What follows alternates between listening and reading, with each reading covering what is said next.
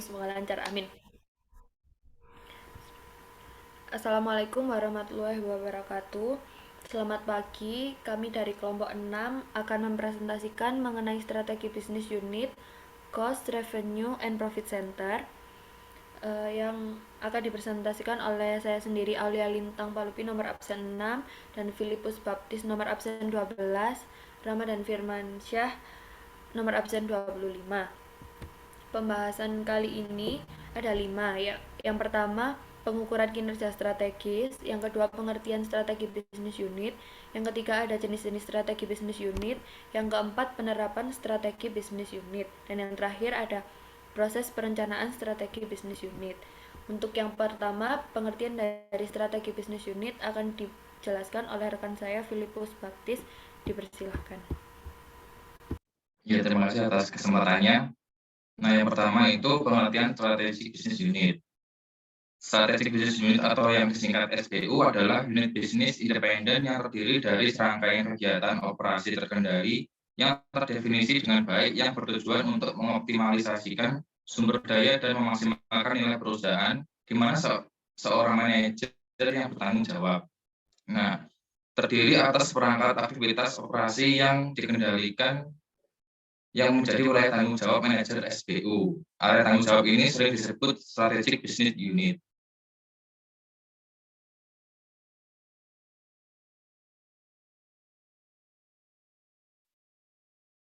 Umumnya manajer SBU memiliki hak otonomi untuk membuat keputusan dan mengelola sumber daya manusia dan fisik pada sebuah SBU. Nah, SBU ini ada 4 pusat area tanggung jawab, yaitu yang pertama pusat biaya dan pusat pendapatan, lalu ada juga pusat laba, dan pusat yang terakhir itu pusat investasi. Jadi ada empat area tanggung jawab.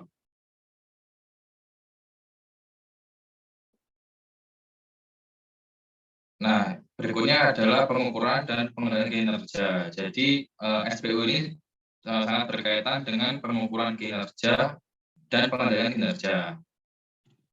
Nah, pengukuran kinerja adalah proses di mana manajer pada seluruh tingkatan mendapatkan informasi mengenai kinerja tugas-tugas yang diberikan dalam perusahaan, serta menentukan apakah kinerja tersebut sesuai dengan kriteria yang telah dibuat sebelumnya, sebagaimana yang tercantum dalam anggaran, rencana, dan tujuan perusahaan. Lalu, kendali manajemen atau manajemen control, yaitu kegiatan yang mengacu pada evaluasi manajer pada tingkat menengah yang dilakukan manajer pada tingkat yang lebih tinggi. Nah, ini sifatnya adalah jangka panjang. Lalu ada kendali operasional. Nah, kendali operasional ini memiliki pendekatan manajemen berdasarkan pengecualian, yang artinya pengendalian ini menentukan unit-unit yang kinerjanya tidak sesuai dengan yang diharapkan, sehingga masalah tersebut dapat segera diperbaiki. Nah, ukurannya adalah ukuran kinerja jangka pendek. Kalau kendali manajemen tadi, ukurannya jangka panjang. Seperti itu. Lalu ini adalah bagian perusahaan, kendali manajemen, dan kendali operasional. Jadi ini adalah bagian di mana perusahaan menetapkan sistem desentralisasi, yaitu pendelegasian tanggung jawab manajer atas kepada manajer di bawahnya, seperti itu. Lalu ini yang pertama itu financial management, operations management, dan marketing management, ini termasuk management control. Lalu untuk yang di bawahnya ini, yang di bagian employee 1 sampai 4 ini adalah bagian operasional control.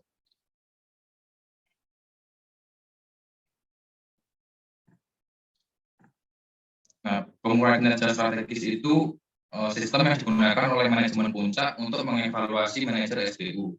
Ini digunakan ketika tanggung jawab dapat didelegasikan secara efektif kepada manajer SBU dan ada ukuran yang memadai untuk mengevaluasi kinerja manajer.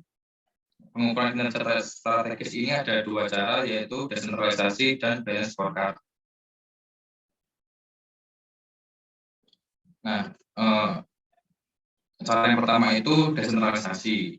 Seperti yang sudah saya singgung sebelumnya, Desentralisasi adalah pendekatan pengambilan keputusan di mana manajemen puncak memilih untuk mendelegasikan sejumlah besar wewenang dan tanggung jawab kebetulan kepada manajer SBU.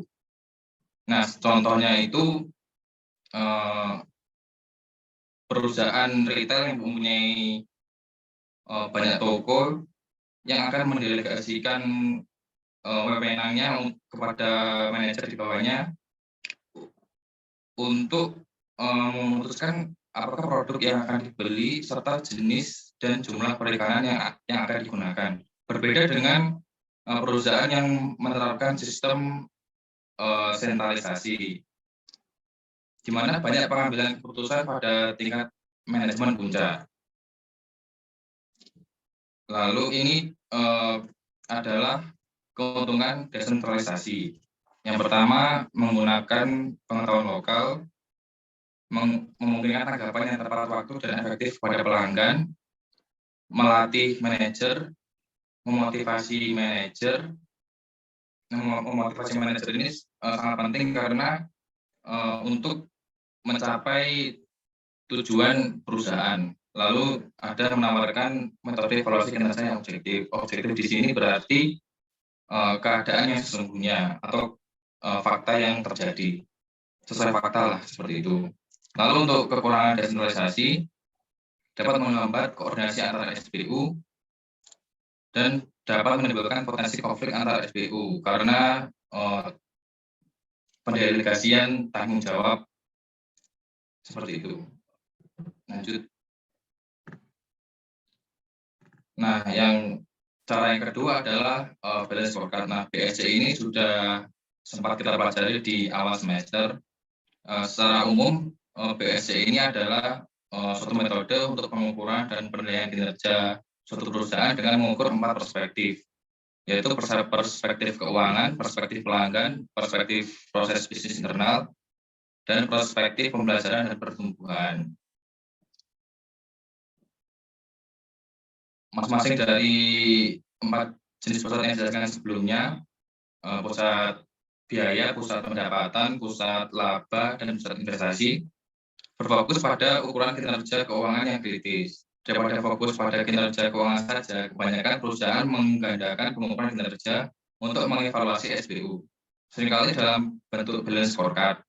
Balance scorecard memberikan evaluasi kinerja yang lebih komprehensif, dan karena itu merupakan suatu evaluasi yang dapat lebih efektif dalam memenuhi tujuan evaluasi, yaitu motivasi, keadilan, dan insentif yang tepat untuk penyelarasan kinerja manajer dengan tujuan strategis.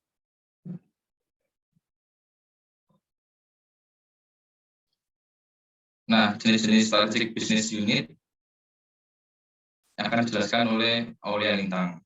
Silakan. Baik, terima kasih atas kesempatannya. Selanjutnya, untuk jenis-jenis strategi bisnis unit ada 4. Yang pertama, pusat biaya, pusat pendapatan, pusat laba, dan pusat investasi.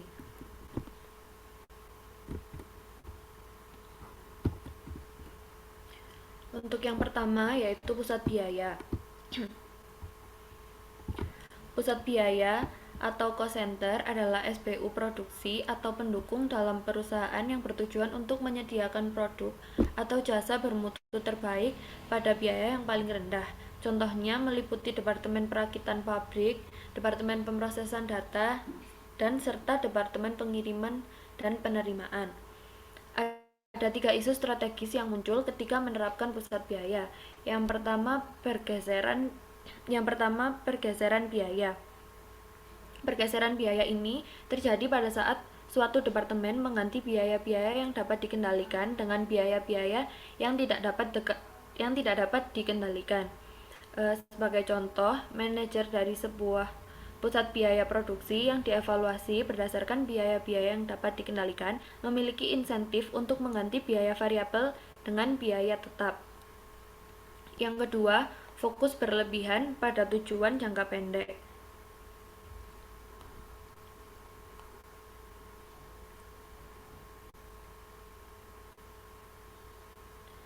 Isu strategis ini adalah perhatian pada banyak sistem pengukuran kinerja yang berfokus secara berlebihan pada angka-angka biaya tahunan Hal ini memotivasi manajer untuk hanya memperhatikan biaya-biaya jangka pendek dan mengabaikan isu strategi jangka panjang. Kekhawatiran pada hal ini menjadikan alasan penting mengapa pusat biaya seharusnya menggunakan pertimbangan strategis non-keuangan maupun informasi keuangan mengenai biaya. Dan yang terakhir, miskomunikasi antara manajer dan manajemen puncak yang timbul dari kelonggaran anggaran. Nah, isu yang ketiga ini dalam menerapkan SPU berbasis biaya adalah mengakui peran negatif dan positif dari kelonggaran biaya. Nah, kelonggaran biaya sendiri ini adalah selisih antara kinerja yang dianggarkan dengan kinerja yang diharapkan. Selanjutnya, untuk penerapan strategi bisnis unit, penerapan pusat biaya pada Departemen Produksi dan Pendukung, ada dua metode untuk menerapkan pusat biaya di Departemen Produksi dan Pendukung. Yang pertama ada metode biaya diskresioner dan metode biaya rekayasa. Kedua metode ini memiliki dasar perilaku biaya dan fokus yang berbeda, yaitu berupa input dan output. Pendekatan berorientasi input disebut metode biaya diskresioner karena biaya dianggap sebagian besar tidak dapat dikendalikan dan keleluasaannya diterapkan pada tahap perencanaan. Sedangkan pendekatan berorientasi output disebut dengan metode biaya rekayasa karena biaya bersifat variabel dan oleh karena itu direkayasa atau dapat dikendalikan.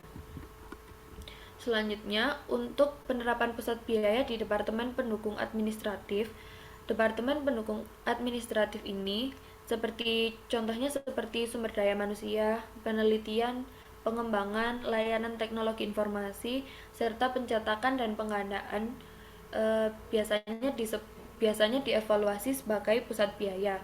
Nah, mereka ini jarang memiliki sumber pendapatan, tetapi manajer departemen mengendalikan hampir semua biayanya, sehingga metode pusat biaya sesuai untuk digunakan. Selanjutnya ada outsourcing dan konsolidasi pusat biaya. Nah, outsourcing adalah istilah yang digunakan untuk menunjukkan keputusan perusahaan untuk memiliki jasa atau produk yang saat ini disediakan oleh Departemen Pendukung menjadi dipasok oleh perusahaan luar di masa yang akan datang. Hal ini merupakan suatu cara yang efektif untuk memperoleh jasa yang dapat diandalkan pada biaya yang wajar tanpa resiko keuangan dan masalah manajemen potensial lainnya.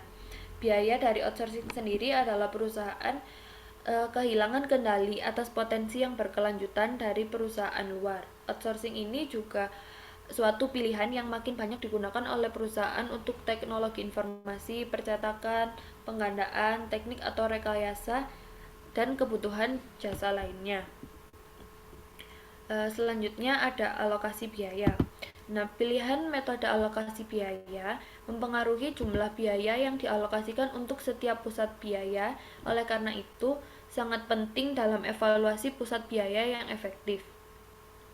Ada beberapa kriteria untuk memilih metode alokasi biaya yang sama dengan tujuan pengendalian manajemen. Yang pertama, memotivasi manajer untuk mengerahkan upaya tingkat tinggi. Yang kedua, memberikan insentif bagi manajer untuk membuat keputusan konsisten dengan tujuan manajemen puncak. Dan yang terakhir, memberikan dasar untuk evaluasi yang adil atas kinerja manajer. Pendekatan yang berguna untuk mencapai tiga kriteria yang baru saya sebutkan tadi adalah dengan menggunakan alokasi ganda. Sedangkan alokasi ganda sendiri adalah metode alokasi biaya yang memisahkan biaya tetap dan biaya variabel. Biaya variabel secara langsung ditelusuri ke departemen pengguna dan biaya tetap dialokasikan pada beberapa dasar logis. Selanjutnya, untuk pusat pendapatan akan dijelaskan oleh rekan saya Ramdan Firmansyah. Dipersilakan. Baik, terima kasih atas kesempatannya. Yang selanjutnya yaitu pusat pendapatan. Unit bisnis yang bertanggung jawab atas penjualan yang ditentukan oleh lini produk atau wilayah geografis yang berfokus pada fungsi penjualan. Manajemen biasanya menggunakan penggerak pendapatan dalam mengevaluasi kinerja pusat pendapatan. Jika manajemen ingin departemen meningkatkan pengguna perawatan untuk meningkatkan kemampuan servis peralatan, insentif yang paling efektif mungkin adalah tidak mengalokasikan biaya perawatan atau mungkin mensubsidinya dengan cara tertentu. Pendekatan yang berguna untuk mencapai 3 kriteria yang baru saja dijelaskan adalah dengan menggunakan alokasi ganda.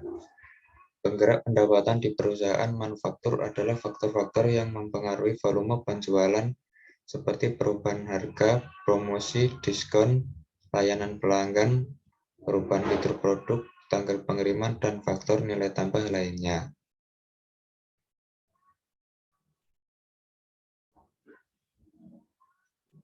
Next, tanggung jawab pusat pendapatan berasal dari fakta bahwa departemen ini mengelola proses yang menghasilkan pendapatan. Oleh karena itu, para manajer ini harus melaporkan pendapatan, biasanya menurut lini produk dan seringkali juga menurut wilayah penjualan dan tenaga penjual. Manajemen puncak menggunakan laporan pendapatan untuk menilai kinerja dalam mencapai tujuan penjualan yang diinginkan. Seringkali analisis ini dilakukan pada tingkat yang terperinci untuk menentukan efek terpisah dari perubahan harga, kuantitas, dan bauran penjualan terhadap harga penjualan secara keseluruhan. Selanjutnya, penerapan pusat pendapatan.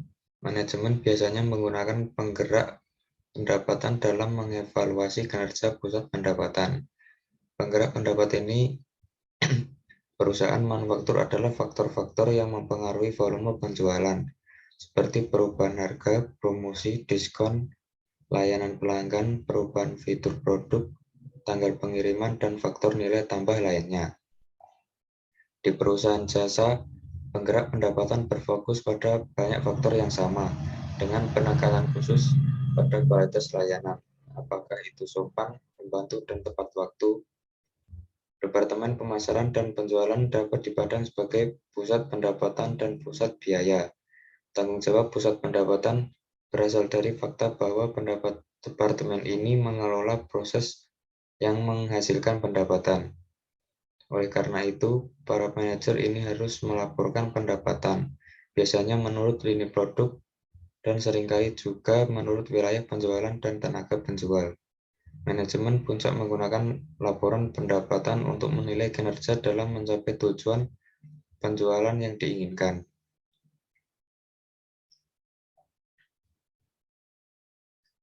Yang selanjutnya yaitu pusat laba. Pusat laba adalah unit bisnis yang manajernya bertanggung jawab atas pendapatan dan pengeluaran, tetapi bukan tingkat modal yang diinvestasikan di unit tersebut. Tujuan manajer pusat laba adalah memperoleh laba.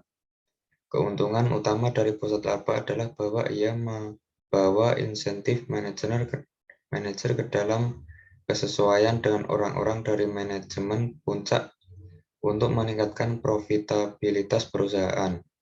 Selain itu, pusat laba juga harus memotivasi manajemen individu karena dengan memperoleh laba, manajer berkontribusi langsung pada kesuksesan finansial perusahaan. Untuk alasan ini, pusat laba memenuhi tujuan pengendalian manajemen, motivasi, dan pengambilan keputusan. Pada penerapan pusat laba terdapat 3 isu strategis yang menyebabkan perusahaan memiliki pusat laba daripada pusat biaya atau pusat pendapatan. Yang pertama yaitu pusat laba memberikan insentif untuk koordinasi yang diinginkan antara fungsi pemasaran, produk, dan pendukung. Yang contohnya yaitu penanganan pesanan terburu-buru.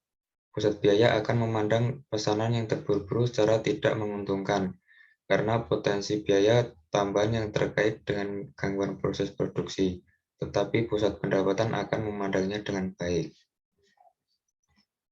Yang kedua yaitu mengapa perusahaan menggunakan pusat laba daripada pusat biaya adalah untuk memotivasi manajer untuk mempertimbangkan produk atau layanan mereka sebagai produk yang dapat dipasarkan kepada pelanggan luar.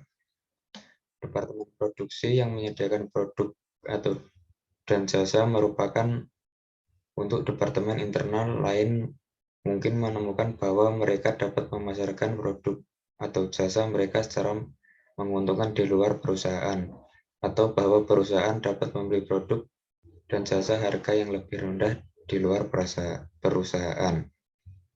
Yang ketiga, untuk memilih pusat laba adalah untuk memotivasi pada para manajer untuk mengembangkan cara-cara baru untuk menghasilkan laba dari produk dan layanan mereka. Misalnya, semakin banyak perusahaan menemukan bahwa kontrak layanan, yaitu peralatan hiburan rumah, peralatan bisnis, peralatan, dan sebagainya yang memberikan sumber keuntungan yang signifikan selain penjualan produk. Next. Baik, yang selanjutnya akan dijelaskan oleh rekan saya yaitu Aulia Lintang. Baik, terima kasih. Selanjutnya yang terakhir ada pusat investasi. Pusat investasi sendiri adalah suatu pertanggungjawaban dalam suatu organisasi untuk menilai kinerja para manajernya berdasarkan pada laba yang diperoleh dan dihubungkan dengan dana investasi. Nah, untuk penjelasan lebih lanjutnya mengenai pusat investasi akan dijelaskan oleh kelompok selanjutnya. Jadi, kami hanya membahas hingga pusat pendapatan saja. Selanjutnya yang terakhir ada proses perencanaan strategi bisnis unit.